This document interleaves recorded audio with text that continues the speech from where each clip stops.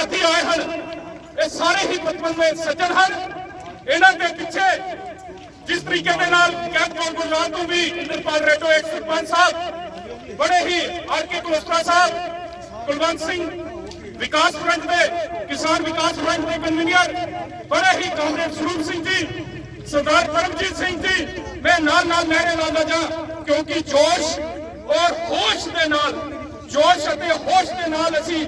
इस आवाज को बुलंद करनी है और दिल्ली सरकार तक आवाज पहुंचानी है अपनी। फिर मैं नारे लगाता हाँ सब तो पहली गल है कि वो किसान के नाल जरूर जुड़िया है क्योंकि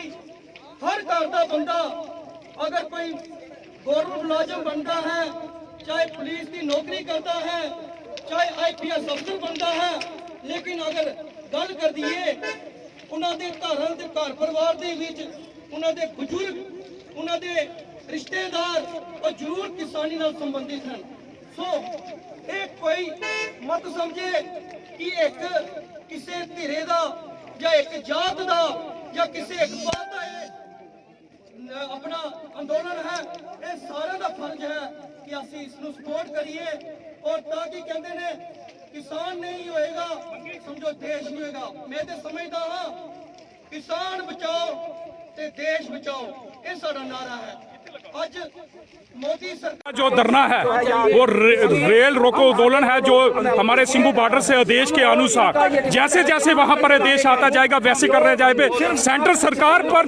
प्रेशर डालकर इस काले कानून को वापस लेने के लिए सरकार को मजबूर करेंगे। अगर वहां से आदेश आएगा किसानों का हमें पूरे दिन को कंटिन्यूस धरने को बंद करने के लिए हम बंद करने के लिए तैयार हैं।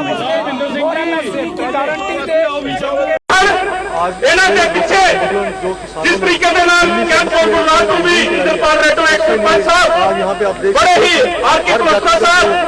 कुलवंत सिंह विकास फ्रंट के किसान विकास फ्रंट के कन्वीनर बड़े ही कामरेड स्वरूप सिंह जी सरदार परमजीत सिंह जी मैं इंद्र सिंह जी तेजा भोर कैंप टू कुलदीप जी शंटी जी भोर कैंप टू काफी बुद्धि जी चरणजीत सिंह जी ये गल बतावांगे कि सारे मिलके अपने अपने विचार जरूर दियो और जो सारे डिपार्टमेंट के पुलिस अधिकारी हैं उन्होंने भी सानू छीन के लेंगे अपना हक छीन के लेंगे अपना हक छीन के लेंगे अपना हक छीन के लेंगे अपना हक जो हमसे टकराएगा दूर दूर हो जाएगा। साडे नाल बिल्कुल खड़े ने क्योंकि आंदोलन ये खाली किसी फिरके का नहीं है ये सारे का आंदोलन है। किसान मजदूर आज का प्रदर्शन जो हम लड़ाई जुड़ी है सिंघू बॉर्डर तो जो आदेश अनुसार किया जा रहा है जिस तरीके के नाल पहले ट्रैक्टर रैली दा सी उस तो बाद साडा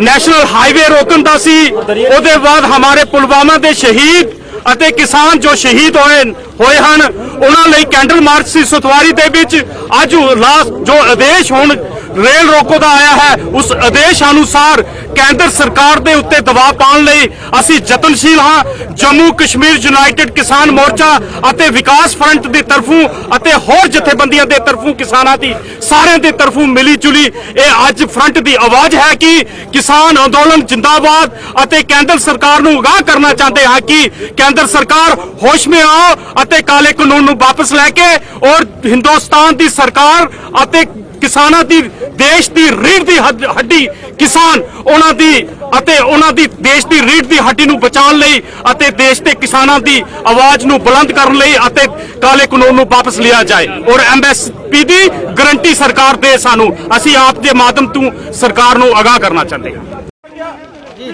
मेरा नाम तेजिंदर पाल सिंह है। आज ये जो आप प्रोटेस्ट देख रहे हो रेल रोको आंदोलन ये जो पिछले कई समय से किसान हमारे दिल्ली की सड़कों पे जो बैठे हुए हैं उसके संबंध में ये रेल रोको आंदोलन आज जम्मू में भी हो रहा है। आज का रेल रोको आंदोलन जम्मू कश्मीर किसान एकता फ्रंट की तरफ से ये किया जा रहा है। दिल्ली के जो किसानों की एक कॉल थी कि आज के दिन 12 से 4 शांतिपूर्वक तरीके से रेल रोको आंदोलन किया जाएगा और जम्मू कश्मीर किसान एकता फ्रंट की तरफ से यहाँ छन्नी में आज ये इस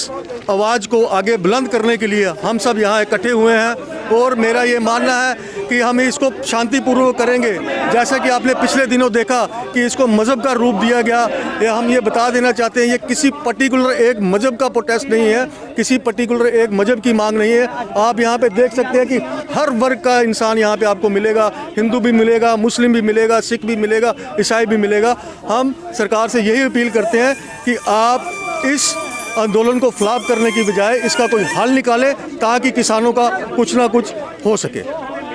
आज यहाँ पे छन्नी में क्रिमेशन ग्राउंड के पास ही रेलवे ट्रैक है, हम इसको ब्लॉक किया है हमने। जैसे पहले हमने चक्का जाम किया था, आज रेलवे ट्रैक ब्लॉक किया क्योंकि ये हमारे किसानों के खिलाफ ये जो बिल है, हमें वो बिल नहीं चाहिए। ये सिर्फ एक किसानों की लड़ाई नहीं है, पूरी जनता की लड़ाई है। हमारा आने वाला जो आगे यूथ है, हमारे नेशन को ये बहुत बड़ा नुकसान होने वाला, बिकॉज यहाँ पे 20 करोड़ हमारे देश की जनता रात को भूखे पेट सोती है, जबकि सब्सिडी में 2 रुपए किलो आटा बिकता है और 5 रुपए किलो चावल बिकते हैं। जब कॉर्पोरेट सेक्टर इतना हाई हो जाएगा तब तो हम बिलीव ही नहीं कर सकते कि क्या होगा। तो ये हक की लड़ाई है, हम तब तक लड़ेंगे जब तक हमारे हक हमें नहीं मिलेंगे।